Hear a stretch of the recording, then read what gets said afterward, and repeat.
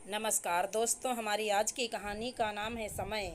अरे वाह छोटी भाभी, ये लकदक कांजीवरम की स्टाइलिश इतनी महंगी साड़ी, जड़ाऊ गहने, आपका तो हुलिया ही बदल गया।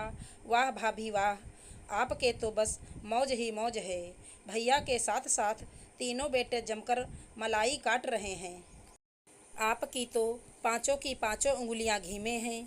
छोटी ननद आरती सुनीता को ऊपर से नीचे तक निहारते हुए बोली। सुनीता की जेठानी के बेटे के तिलक का उत्सव था, उसी में सब इकट्ठा हुए थे। सुनीता की आंखों में आंसू झिलमिलाने लगे। बड़ी मुश्किलों से इस सम्मान को पा पाई थी।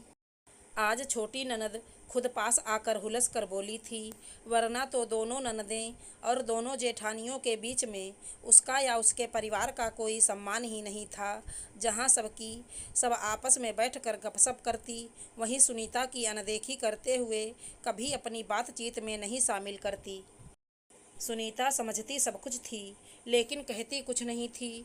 लेकिन वो अच्छी तरह जानती थी कि उसकी जेठानियाँ और ननदें उसको अपने स्टैंडर्ड का नहीं समझती थी। सुनीता परिवार में सबसे छोटी बहू बनकर आई थी। ननदें दोनों छोटी थी, लेकिन फिर भी उन दोनों की शादी अजीत से पहले ही हो गई थी, वो भी धनी परिवार में। और वहीं जहाँ दोनों जेठ अच्छी अच्छी पोस्ट पर नौकरी करते थे, वहीं अजीत की अपनी छोटी सी दुकान थी।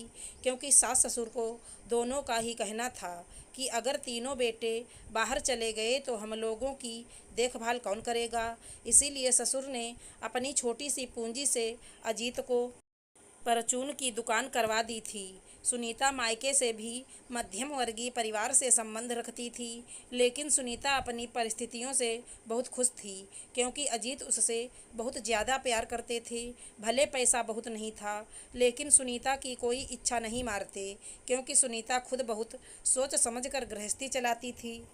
दोनों जेठानियाँ जब भी घर आती, खूब बन ठन कर रहती और अम्मा बाबू के लिए खूब महंगे महंगे उपहार लाती और अपनी अमीरी का रौब झाड़ती। और दोनों ननदें भी बड़ी भाभीयों के ही गुण गाती रहती, क्योंकि वे लोग जब भी उन दोनों के घर जाती तो उनको भी दोनों जेठानियाँ खूब महंगे महंगे उपहार देती।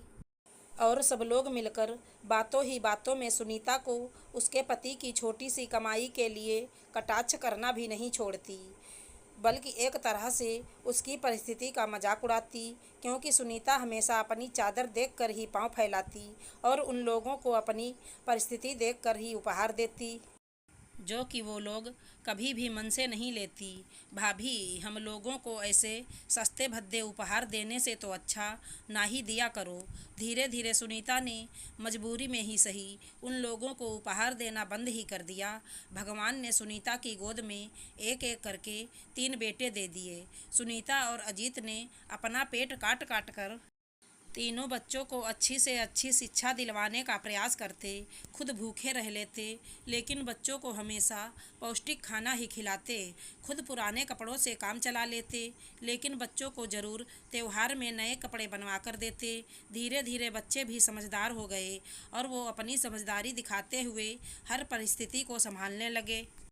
सुनीता पढ़ी लिखी थी, तो बच्चों को ट्यूशन के बजाय खुद बैठकर पढ़ाती। बस उसकी ज़िंदगी का एक ही लक्ष्य था कि कैसे भी करके बच्चे अच्छी तरह पढ़ लिख जाएं।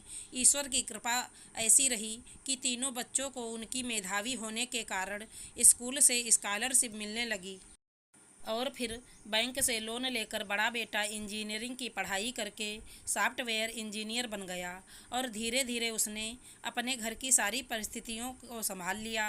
समय सबका बदलता है, और आज सुनीता के तीनों बेटे इंजीनियर बन गए। परिस्थितियां सदैव एक सी नहीं रहती। कहते हैं ना कि घूरे के दिन भी बदलते हैं। आज सुनीता के घर की परिस्थितियां बेटों की कमाई के कारण बिल्कुल बदल गईं। और जो जेठानियां और ननदें सुनीता को बिल्कुल भाव नहीं देती थी, अब तो सुनीता के पास पैसा हो जाने के कारण उसको बड़ा मान सम्मान देने लगीं। कहाँ खो गई मेरी प्यारी भाभी।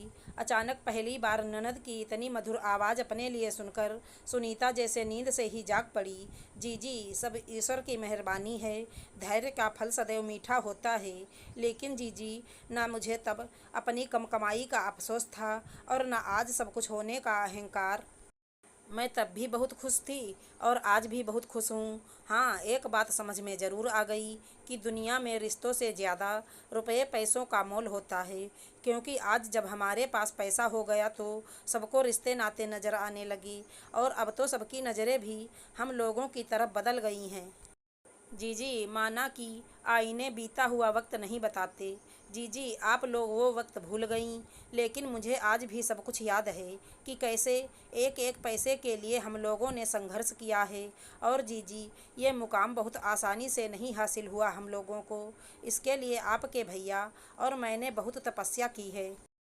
तब जाकर आज बच्चे इस जगह पर पहुँचे हैं। आज उन बच्चों की कमाई सबको दिखाई देने लगी, लेकिन उसके पीछे उनकी कड़ी मेहनत किसी को नज़र नहीं आई।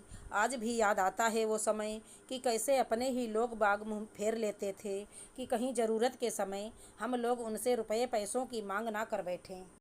जी जी, भूलता कुछ नहीं, बस व्यक्ति संबंध खराब ना हो इसीलिए चुप्पी साध लेता है। वर्षों से चुप सुनीता, लेकिन आज चुप नहीं रह पाई। वहाँ बैठे सभी लोग सुनीता का चेहरा निहार रहे थे और आज सुनीता के दिल से बहुत बड़ा बोझ हट गया था। दोस्तों, किसी की गरीबी का मजाक नहीं उड़ाना चाहिए, क्योंकि माया कभी किसी एक की होकर नहीं रहती। आशा करती हूँ हमारी कहानी अच्छी लगी होगी। धन्यवाद दोस्तों।